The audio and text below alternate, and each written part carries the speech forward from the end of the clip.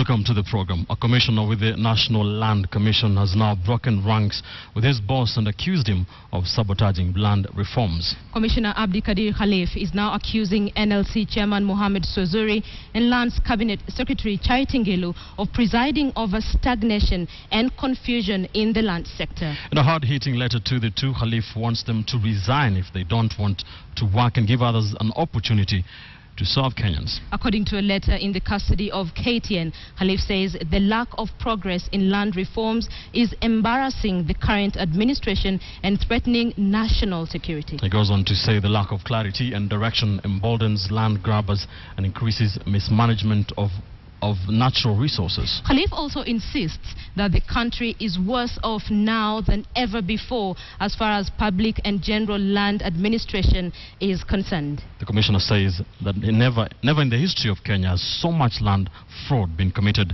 by so few against so many Kenyans in so short a time. On this grounds then, Khalif says if Ngilu and Swazuri are unable to deliver, they should get out of the way for others to take Kenyans to the promised land. Now this comes only 2 days before a 90-day period given to the NLC and the ministry to iron out their differences and deposit the agreement with the Supreme Court lapses. The 90-day period expires on Wednesday, with Khalif says nothing tangible has been agreed upon by the two parties, and both the CS and Swazuri have shown little commitment to that deal. That is a story we are keeping a close eye on for you. Of course, we'll get you the details as soon as we get them. Let's move on now. The Interior Cabinet Secretary Joseph Nkaiseri has said those who organized the demonstrations which turned tragic in Narok town must take responsibility for the death of 2 people. The Director of Criminal Investigations has also summoned Narok Senator Stephen Ole Ntutu and other 4 MPs from Narok over Monday's chaos. This comes as the Senate steps in to investigate claims of misappropriation of funds leveled against the county government. Chaos engulfed Narok town when Narok Senator Stephen Ole Ntutu, accompanied by lawmakers Moitalel Keter, Korei Lemein, Patrick Ntutu and Johanna Ngeno, led their supporters to the county government head office to protest misappropriation of funds by the county government. The protests turned violent when protesters engaged police officers who attempted to block them from accessing the county government's offices. On Sunday, Interior Cabinet Secretary Joseph Nkaiseri banned any form of protest in Narok over insecurity concerns and appealed to leaders to resolve their differences through dialogue. Ntutu's team defied the ban. The Director of Criminal Investigations, Ndegwa Mohoro, has now summoned Stephen Ole Ntutu's faction to record statements with the CID. They are wanted for questioning over allegations of inciting residents to violence. The leaders are yet to record statements. Interior Cabinet Secretary Joseph Nkaiseri says those who organized the protest that degenerated into chaos should take full responsibility of the deaths and injuries that occurred. What happened yesterday was total regard for the law by Senator Ntutu and his 3 colleagues. And I request them, I ask them to go to the Criminal Investigation Department, record statement, because the law will be allowed to take its course. Kilgoris lawmaker Gideon Conchela led other 2 legislators from the county in condemning the protests. They claimed Ole Ntutu's push for accountability was not sincere. There are clear ulterior motives by our colleagues, and it is unfortunate that a section of legislators from Narok County have elected to amuse themselves with partisan interests and quests for wealth to the extent that they now see the major hindrance to their selfish cause as a duly elected governor. We have not sat on a table as leaders, all of us, including the governor, to address any issues that our colleagues have, to point and say this is what the governor is doing, because there is no way we will support the governor if it is a matter of corruption. Ole Ntutu has sponsored a petition to the Senate's Committee on Finance and Budget over alleged misappropriation of funds and abuse of office by the county government. Ntutu wants Narok Governor Samuel Tunai to explain how the 7.3 billion shillings in the 2013-2014 financial year was spent. Ntutu also wants revenue collection records from Kenya Airports Parking Services (CAPS) availed to the public for scrutiny. CAPS has been contracted to collect revenue in the Great Maasai Mara Game Reserve on behalf of the county government. The Senate's committee will be grilling all persons and institutions embroiled in the Narok County standoff. It is our hope that by next week or end of next week we should be able to conclude all our inquiries regarding this particular petition. The chair of the Council of Governors, Isaac Ruto, has condemned the Narok fracas. It is utterly irresponsible for elected leaders to take law into their own hands. Kenya is a democracy that is governed by the rule of law. Patrick Amimo, KTN. Let's take you back to our top story tonight. And just 2 days before the expiry of a 90-day ultimatum given to the National Land Commission as well as the Ministry of Lands to sort out their differences and deposit that agreement with the Supreme Court lapses, a commissioner of the National Land Commission has broken ranks with his boss, Mohamed Sosuri, wanting him as well as Land Secretary Charity Ngilu to resign. Now that is the basis of a big question tonight, and we are asking you, do you agree with the commission that Ngilu and Sosuri should step aside? Tell us what you think. SMS your yes or no opinion to the number 22155. We shall be sampling those views in the course of this live bulletin. You can also join that particular conversation on Twitter at Ben_Kitili, at Linda Ogutu, and at KTN Kenya. Another news sources say a long closed-door meeting has been ongoing in Nairobi between leaders from northeastern Kenya and teachers who have refused to report to their stations over insecurity concerns. This came as teachers in northeastern Kenya threatened to sue the Secretary General of the Kenya Union of Teachers, Wilson Sossion, for inciting teachers. KTN's Edith Kimani reports. After a 3-hour meeting, officials of the Kenya National Union of Teachers, drawn from Garissa, Wajir and Mandera, had a unified message. We are also going to take him to court for lying to Kenyans about issues that are not here in this region. So we are telling him, let's face him in court. This threat of legal suit against Sossion is the latest development in the showdown between teachers posted in northeastern and government. An estimated 921 teachers are yet to resume work in the region, citing insecurity. The bulk of those still at home, a reported 567 teachers, are yet to report to Mandera. What is this insecurity that is only looking for teachers in public schools? If there's insecurity, it affects all Kenyans. Yet, despite the teacher shortfall, the message from Sossion has been resolute. We are telling them not to go back until we are involved as a union in a proper meeting to discuss all these aspects. The over 900 strong teachers now find themselves in a catch-22. On the one hand, their union head is urging them to stay away from work. On the other, their employer, the Teacher Service Commission, is threatening to replace them if they fail to report to work by February 2nd. They cannot direct teachers through press adverts to comply with orders that are not enforceable. These teachers are not ready to go back. Students and pupils in the wider northeastern region now find themselves as collateral damage yet again as their teachers face off with their employer and now their union head. Edith Kimani, KTN. Let's stay with that story by Edith Kimani and look at the teachers who have now refused to make their way back to northeastern Kenya. In studio, I have Wilson Sossion, NAT Secretary General. I have Osoro Atambo, Daniel Karani, and I have Mateba Hassan Ali. Gentlemen, thank you so much for joining us on KTN Prime to help us understand the issues that are making teachers say they will not go back to northeastern Kenya. Hassan Ali, let me start with you. Why are you not willing to go back to northeastern Kenya? Now, if you were very keen and you followed the story that happened in Mandera, we were the most affected people in Mandera because I come from Mumias East in Kakamega County, and you'll find that from my own constituency in Mumias, we lost 5 people that we buried. These are our own kinsmen, and we were traumatized. There's no way now you can ask me to go back to where my own brothers and sisters were killed, and you now expect me to survive there. Still, there's that trauma that will be haunting me. My brother's blood was poured at this place. Daniel, is trauma the reason why most of you are not willing to go back to North? It's part of the trauma. And equally, we have got so many other issues that we've been suffering from that date back many years. Most of us have been so silent for quite a long time. And the happenings of December were just but a climax of what has been happening. We have been going through hell. All right, so you have been going through hell. What stopped you from airing your concerns?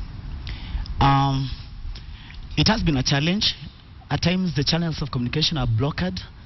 We find it very difficult to lay our information to get even to our offices in Nairobi.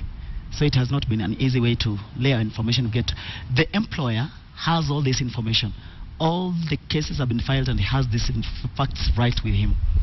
Yes. Osoro, what are some of these issues that you say need to be addressed before you make your way back to Northeastern, apart from security? Okay, thank you, Madam Linda. There are so many issues that we have articulated very well, white and black. Issues of professional mistreatment, issues of religious intolerance, issues of sexual harassment of our madam teachers, and itself, the climate is so hostile to us. Most of us who come from cool temperatures, for example in Kisii, Kakamega, those areas, Kericho, we find it very, very difficult for us to adjust in such kind of environment. But above all, there are so many issues that we have given in this document, which is within the office of the TSC and the office of the office of the president. I think, Madam. Okay, we need to address some of the allegations that have come out of some of the allegations that we've had from some of your colleagues. And if we could play some of the bites that we had last week when some of the teachers went protesting to TSC saying they're not making their way back to Northeastern. It's not just security, there are other issues involved as well. Could we play the clip, please? Sio wanafunzi, unafundisha mwanafunzi asubuhi, lakini jioni anakufuatia na mawe.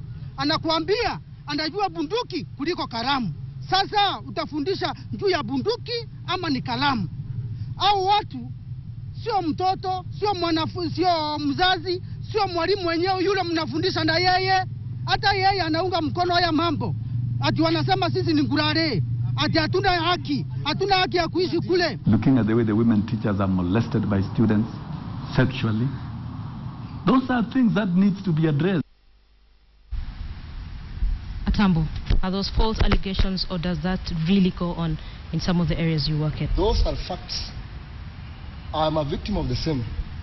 When I was transferred from my first station, that is in Buna Boys Secondary, I was transferred to Korofrai Boys Secondary. My first landing, the welcome was stones from boys from the town.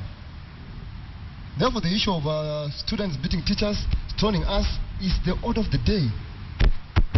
Mr. Sossion, you're the NAT Secretary General, and I spoke to you last week in some of the bites that Edith Kimani has used in her story. This has now landed you in some problem, court and court, and officials of the Kenya National Union of Teachers drawn from Garissa, Wajir, and Mandera now want you to apologize. Is there anything to apologize for? This has not landed me in any trouble. I have a duty to perform as the Secretary General of Kenya National Union of Teachers, and the matter came to service before us when 24 teachers were killed. 28 actually. 28 Kenyans, among them 24 teachers. And I did visit the city mortuary to check, to condole with the families and view the bodies. That was a horrific event that has traumatized all of us. It has never happened anywhere in the world. But even 10 or 20 teachers are killed all at once. 24 teachers were killed at once. And before that, we lost teachers at Mbeketoni. One teacher was killed in front of the family in his own house in Mbeketoni. In Kapedo, we lost 4 teachers. And we could not stand what happened on the 22nd of November. Therefore, we swung into action and generated a very genuine report. And anybody speaking against what we are speaking about is actually a liar. And we do not need to lie. We need to focus on the truth. Therefore, I think what we have, the position we have taken as a union, this is a union position. And It's accurate.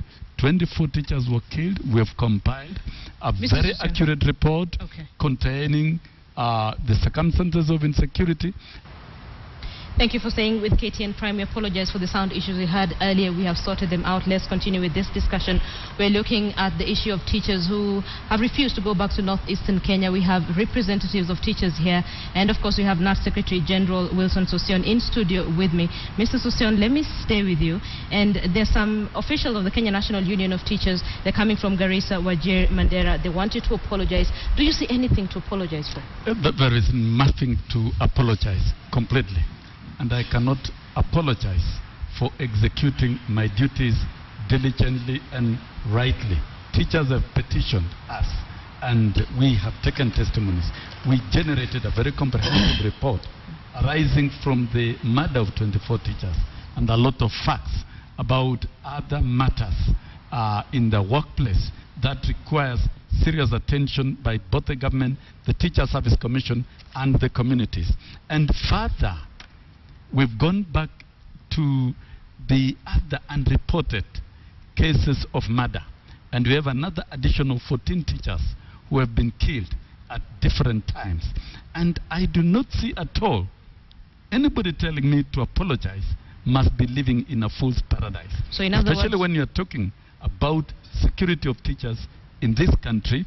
If we add 14 to 24, that is a cool 48 teachers who have been killed through the bullet in northeastern. And these are not matters that I'm going to negotiate with anyone. And nobody in Eastern mind, especially within the ranks and file of the union, should tell me to apologize.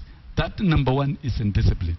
Two, I am right and I'm doing my work and I'm speaking on behalf of an institution, and we've served them with these reports, and they do appreciate the most noble thing in any community, because teachers are hosted by communities all over the world, and teachers will work well when communities appreciate, support the teachers. But in this circumstance, when teachers are talking very clearly about murders, these are 38 teachers who have been murdered. And I think here I have no apologies at all.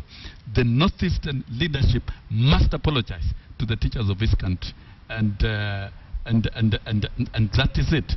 And we don't take kindly. Mr. Sossion, hold on. The Teacher Service Commission has made it very clear. These teachers need to report back to their workstations by 2nd of February. Otherwise, they may be replaced. Teacher Service Commission is under hostage at the moment. It has been unable to deal with this problem. And we are urging TSC, can you listen to these teachers? And we cannot engage in this procrastination while children in Northeastern are going without teachers. In fact, there is no learning, absolutely. And the same teachers who are supposed to be teaching are here in Nairobi. And it is possible to address this matter. We served Teacher Service Commission with a report in December. And indeed, as a commission with powers to do that, they should have addressed it.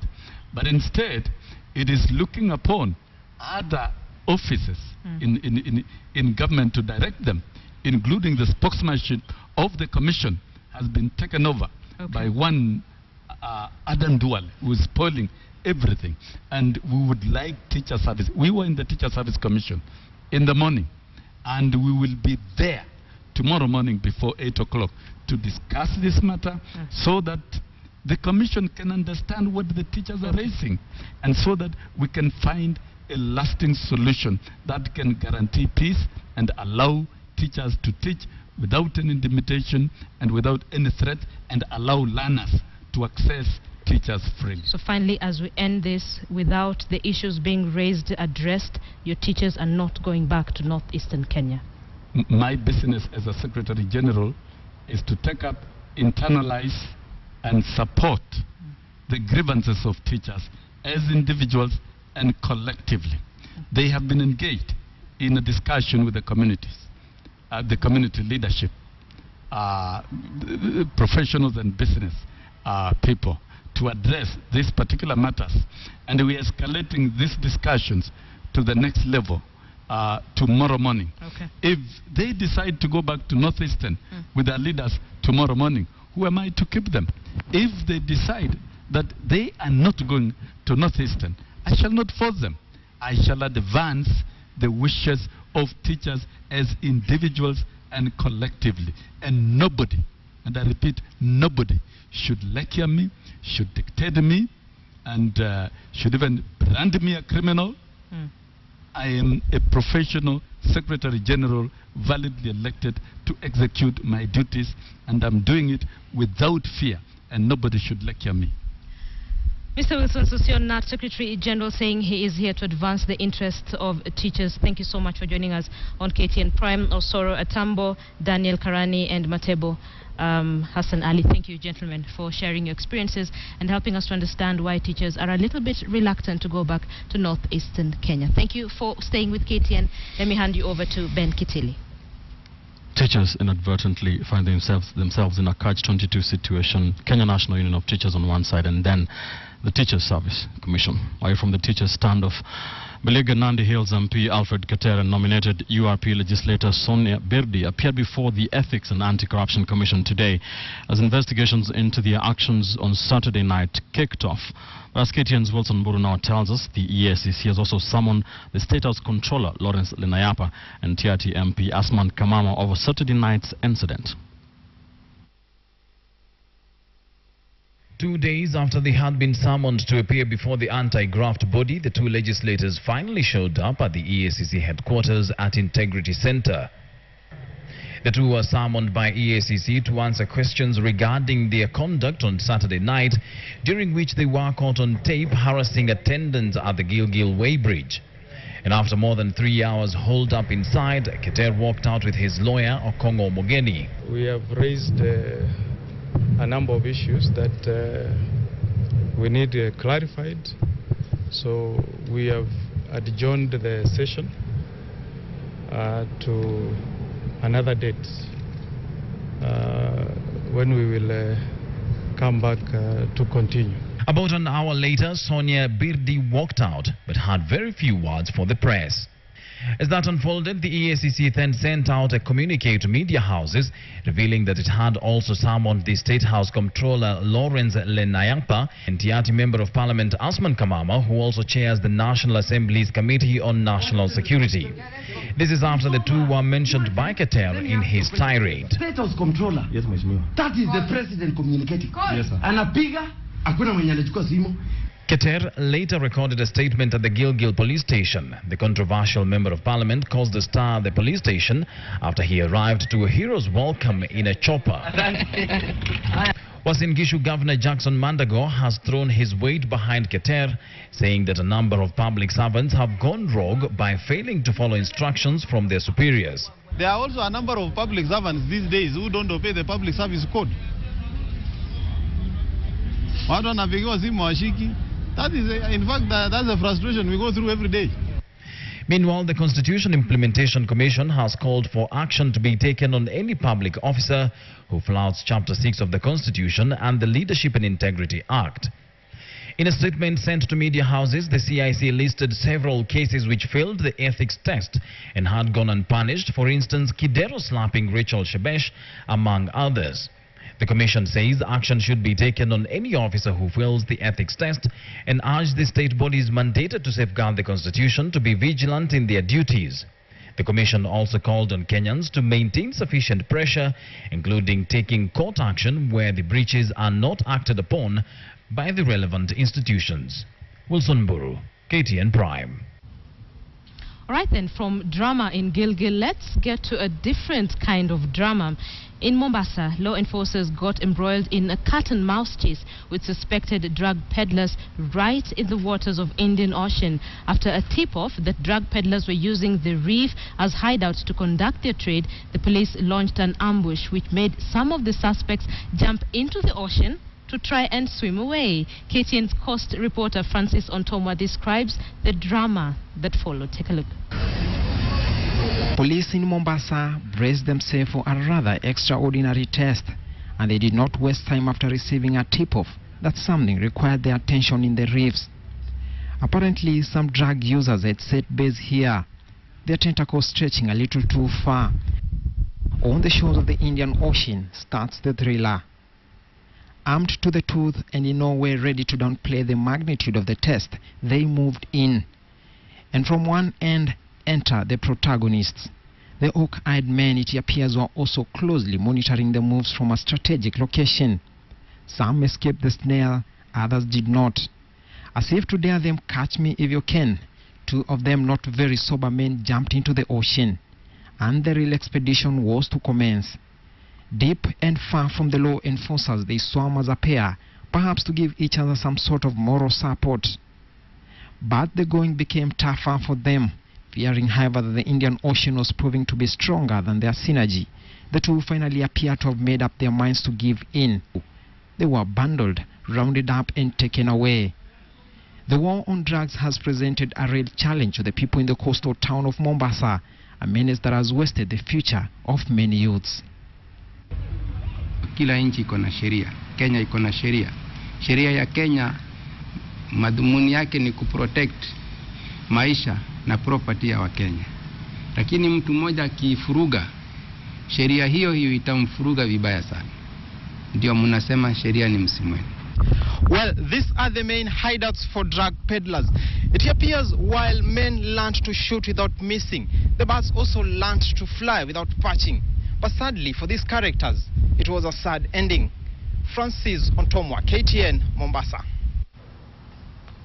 You're watching KTN Prime. Thank you for staying with us. Let's pick the minds of some of our leaders on our one-on-one segment. And core principal Moses Wetangula is accusing the Jubilee administration of disregarding the emotive, unresolved, historical land problem in the country. According to Wetangula, the Ministry of Lands is also suppressing the Independent Lands Commission. Speaking to KTN's Aaron Ochieng, Wetangula further accused the Jubilee government of introducing draconian laws through the Security Amendment Act 2014. Here's part one of that interview with Moses Wetangula. How has it been for you in the opposition? There is nothing as important as being an alternative voice and seeing things different from the conventional way of looking at things. As opposition, we are government in waiting, we are the alternative leadership, and on many issues where we do not agree, we see and philosophize, as it were, on how best we can do better than what the others are doing. A few days ago, Senator, you were on record accusing the Jubilee Alliance of several issues, but what came out very strongly was the land issue. What is your view on the way the Jubilee government is handling land matters? The Jubilee government deliberately, knowingly and willfully have subjugated the National Land Commission into a scarecrow. It is there with its constitutional authority and power, but totally dysfunctional. The minister has taken every twist and turn to make the National Land Commission look like a nuisance around the block, and all the issues that we're seeing happening within the docket of land are more activities of the executive than the National Land Commission. Look at, for example, the unilateral closure of the registries of land in Nairobi, in Mombasa, in Malindi. What was the excuse? The minister told Kenyans she was going to streamline the management of the registry so that no file will ever go missing, records will be readily available, and any Kenyan who walks into the lands office for a search will take minutes and you are out with the information you want. A month later, the 134 current land problem comes up, and the minister horrifies Kenyans by appearing before a committee of parliament and says she cannot trace the records of this land. Then why did she close the registry? Look at the question of Taita Taveta renewal lease of the land belonging to the president's family. The chairman of the National Land Commission announced, so we saw in the media, he hasn't said, he was misquoted, that not only land belonging to the family had been renewed in terms of lease, then much later he turns up and says no lease was renewed. Then he adds on saying, I'm not even sure whether it was renewed. Do you think there is a big name behind all this? We suspect who the name behind those names are, and we wait for her to tell us. It's her duty. And you remember the president, her boss, told her that Kenyans want to know who is grabbing the school playground. It is the scenes. Yes? According to her. Well, do you believe her? I don't. Many Kenyans don't. You're also on record as having accused the speaker of being one-sided. Yes. What is the way forward to this security bill? When that bill was published, we raised public alarm that this was a law that was going to reverse the gains under the new constitution. We raised an alarm that this was a total reversal of the Bill of Rights, and in fact, it was attempting to amend the constitution through a bill in the National Assembly. We have been vindicated to that extent.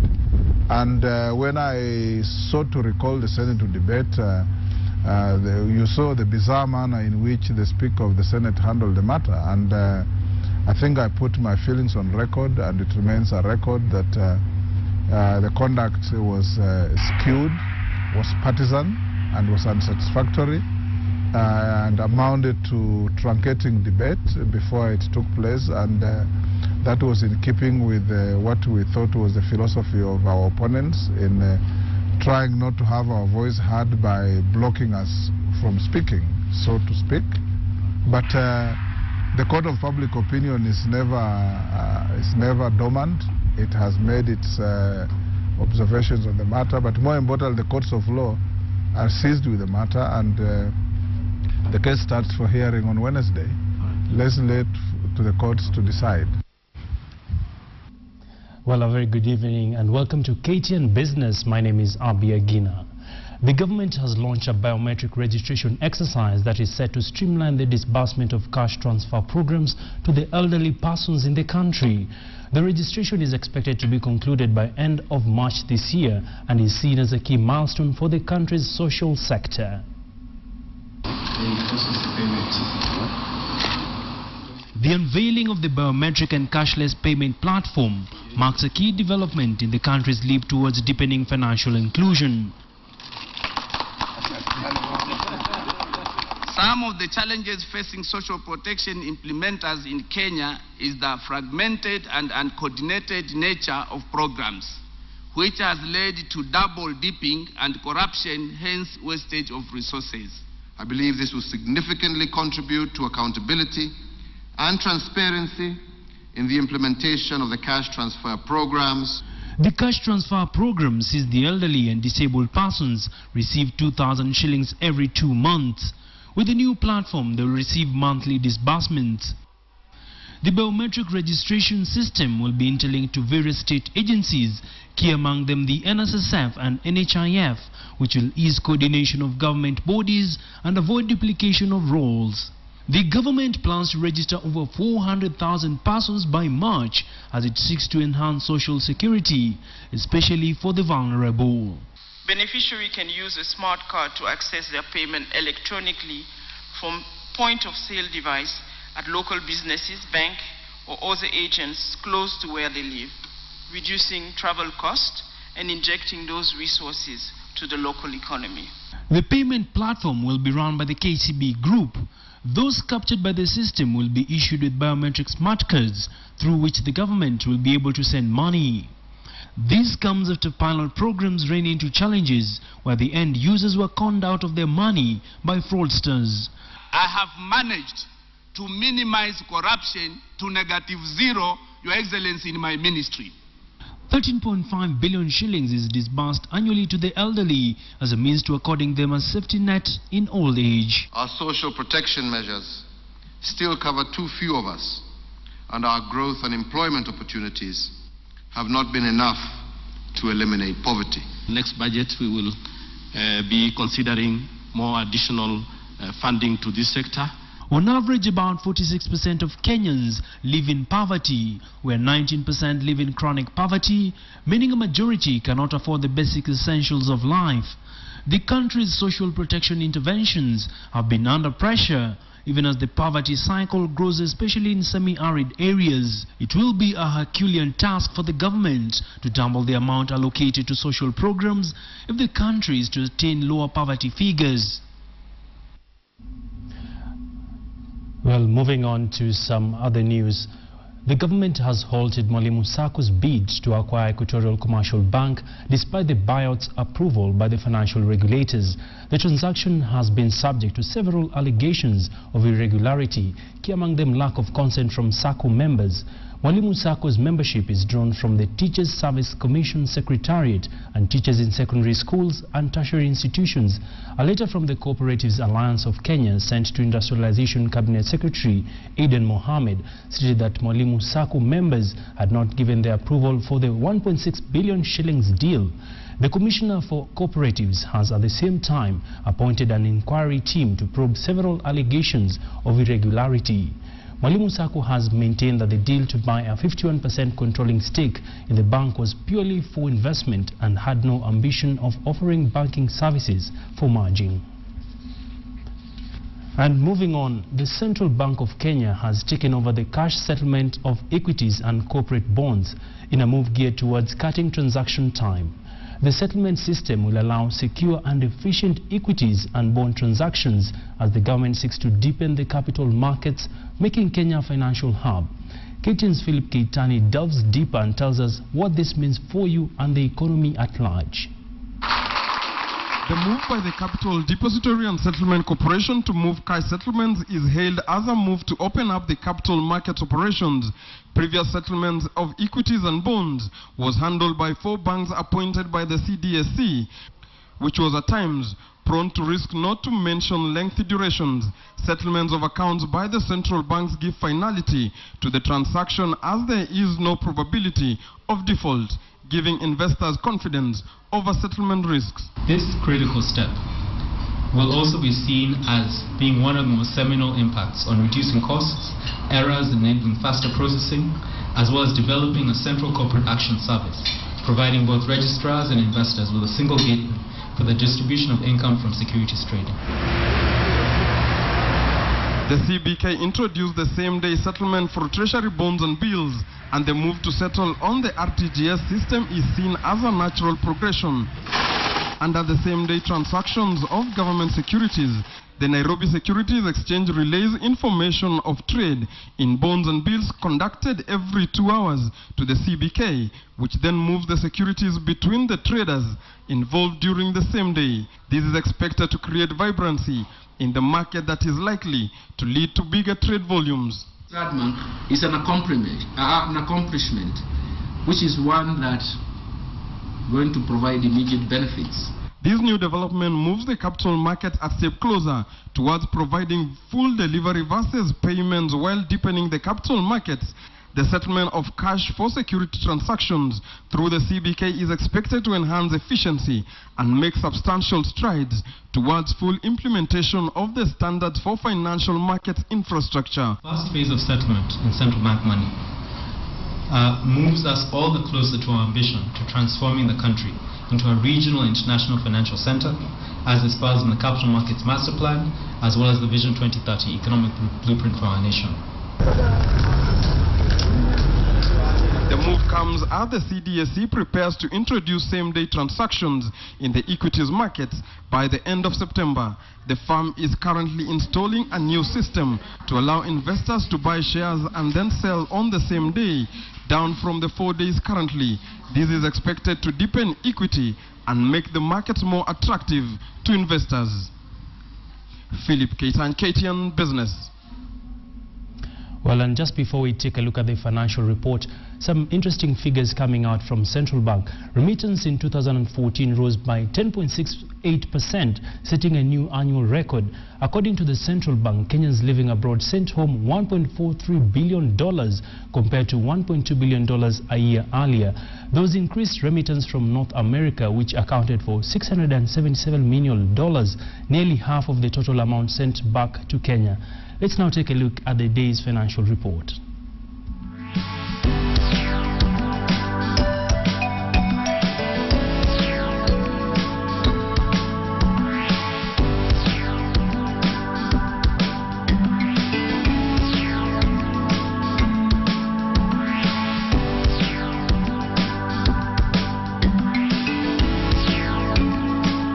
And to matters rugby now. Collins Injera, third on the HSBC Sevens World Series try scorers list, is one of the 6 Kenyan players who will be making their first appearance on the Sevens Series this season.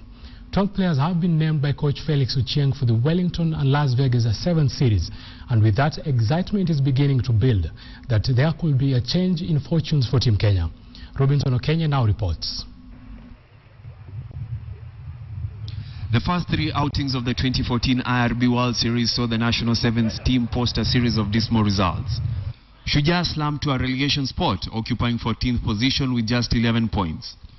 This, however, is set to change as head coach Felix Ochieng pegs his hope on the inclusion of both young and experienced players in pursuit of better performances in the 4th and 5th round of the series in Wellington and Las Vegas, respectively. I can promise everybody who is outside, who is looking at us, we're going to give it our best, and we hope our best will be good enough to take us to the next level. I know we've not been doing well in the last 3 tournaments we've had, but we all have belief that we will get back to the top where we should be. Despite the team's challenges in the past year, the team's official sponsor has pledged its commitment to Shujaa and the growth of rugby in the country. As Kenya Airways, we remain committed to rugby as the team's official sponsors to continue backing the team and the technical bench to conquer the world and deliver the best possible results. Captain Andrew Amonde will lead a squad of experienced players who include Mwamba Tiob Collins Injera, Lavina Sego and Daniel Sikuta. Strathmore's quartet of Billy Odhiambo, Tony Owor and Michael Wanjala and Tony Onyango. Homeboys duo of Oscar Ayodi and Bush Mwale make up the list, with Queen's pair of Felix Ayanga and Patrice Agunda completing the squad. The tournament takes place on the 6th and 7th of February. Robinson Okenye, KTN Sports. All the best to Shujaa there. And now to some soccer news. After being eliminated and missing the 2014 Kenya Premier League extravaganza, Kakamega Homeboys soccer team will be making their league return this season. The side was relegated after just 1 season in top-flight football, and now they believe that they are technically and mentally ready to play against the big boys. When Kakamega Homeboys was promoted to the top-flight football in 2013 season, their murmurs that the side would have a difficult season from the onset. The side had a difficult time learning the rigors of the top-flight league and was unable to avoid the chop at the end of the season. In our first year in the Premier League, we realized the league was competitive in the second leg and it was too late for us. That's why we ended up being relegated to the 2nd division. They have learned their lessons and are ready to dine with the big boys of the Kenya Premier League again. They believe the competitive aspect of the Super League will put them in a good stead. We don't have the finances to buy big names. I think we are working on young boys. By the end of this week, we'll be through. We'll sign about 8 players. The team's ambition is simple: to avoid relegation, keep afloat, and then set other ambitions in the subsequent seasons. This season, I think what's important for us, we've set our ambition not very high, but very objective. That our main objective is to be in the season come 2016. So our main purpose is to do well and remain in the league. We are well organized, we've trained well, and of course we are trying to improve on our tactical approach of our matches. Hassan Juma, KTN Sports. Those are your opinions on our big question, and we thank you for participating. And thanks for also joining us on KTN Prime. My name is Ben Kitili. Good night. We'll see you tomorrow. I'm Linda Ogutu.